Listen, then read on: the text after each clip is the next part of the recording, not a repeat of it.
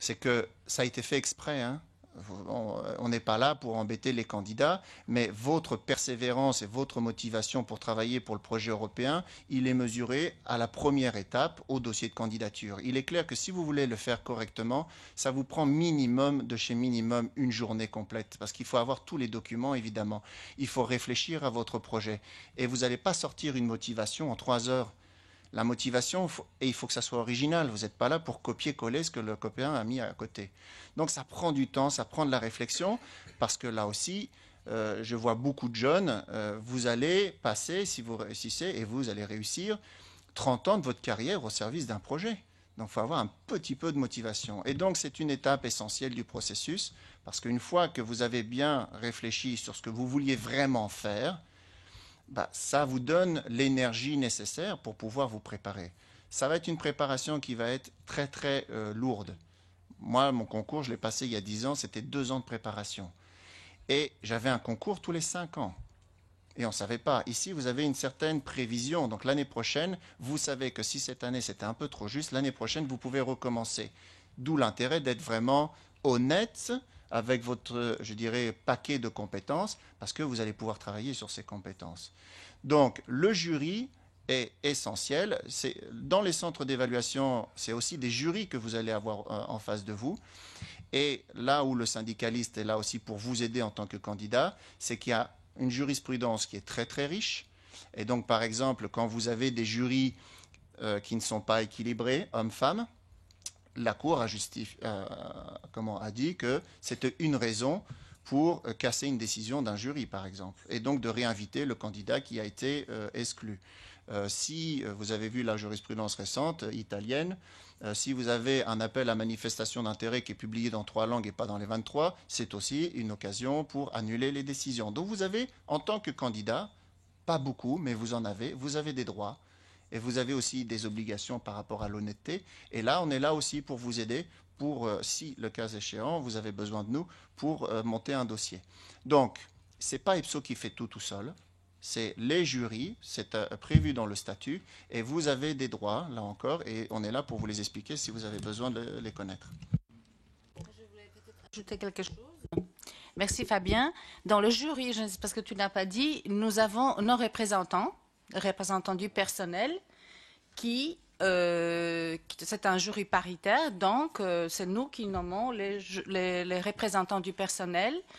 Et c'est une grande contribution pour la première fois, d'une manière permanente, du côté de notre représentation du personnel. Donc, je pense que c'est une chose très importante et nous veillons à ce que cette nomination soit maintenue. Donc, nous, en tant que la représentation du personnel, nous nommions des personnes qui sont les membres permanents de ce jury. Merci. Donc voilà, oui.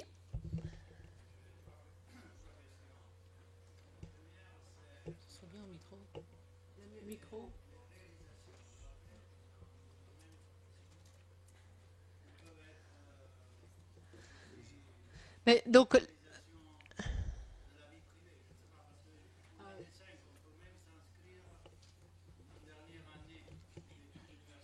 oui. Donc votre collègue demande dans quel domaine ou si les réalisations peuvent être en dehors de la vie professionnelle. Dans le cadre d'un acte de candidature, on pose sa candidature pour un job. Donc vous pouvez parler de toute votre vie privée si vous voulez, mais en l'occurrence, ce qui les intéresse... Oui, oui, bien sûr. Mais je veux dire, ce qui intéresse... Oui. Oui, mais qui ont acquis par des exercices... Non, mais ils ont acquis des compétences professionnelles en travaillant en groupe, au sein de l'université, sur des projets, etc. On a tous des expériences professionnelles à 25 ans. Donc je crois, moi, mais ça c'est tout à fait personnel, que quand on parle de réalisation principale, EPSO veut savoir, comme je vous l'ai dit, à quoi vous carburez. Si vous dites que vous prenez une référence tout à fait en dehors de toute compétence professionnelle sur laquelle vous perdez une chance de parler de choses qui vous mettent en avant, c'est tout. Mais de fait, ce sont des questions ouvertes, donc tout le monde peut parler de ce qu'il veut. Moi, je saisirai l'occasion de chacune de ces sections pour parler de mes compétences et de celles que EPSO recherche. Mais c'est libre, bien sûr.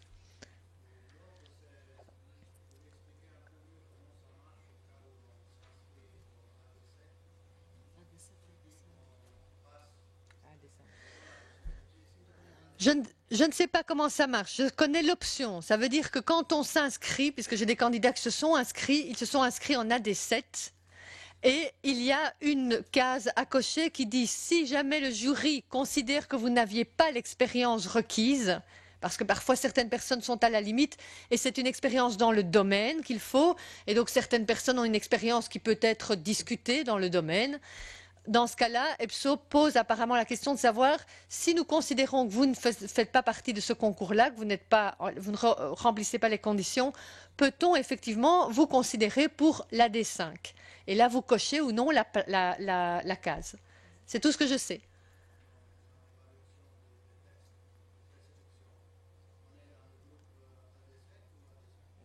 Ça, c'est EPSO qui va vous informer de ça. Je n'en sais rien, ça. Je vous parle d'une possibilité. Je parlais de ça dans le sens où on ne peut pas s'inscrire aux deux. Oui. En fait, les suites de l'arrêt Di Prospero, et qui, donc encore une jurisprudence, qui dit que finalement, pour un domaine, administration publique par exemple, tu peux éventuellement t'inscrire en AD7 ou en AD5. Si tu estimes avoir l'expérience nécessaire, tu vas vers un AD7 et il y a cette passerelle qui existe. Que si tu, par exemple, tu n'as pas le nombre, et ça c'est au jury de décider, si tu n'as pas, par exemple, le nombre d'années pertinent ou tu as un candidat excellent qui mérite d'être invité, mais tu n'as pas le critère pour être en AD7, il va te demander la possibilité de te faire passer en AD5. Donc ça, on va voir comment ça fonctionne, parce que Di Prospero, c'est très récent, la passerelle elle vient d'être mise en place, les jurys sont là pour vérifier comment ça va être organisé par les jurys. Une autre revendication de notre part, c'est qu'il y a certains collègues, par exemple, ou candidats, qui ont des profils doubles, donc administration, droit ou comptabilité, audit, et quelquefois c'est difficile de choisir l'un ou l'autre domaine. EPSO a décidé que sur un concours, par exemple,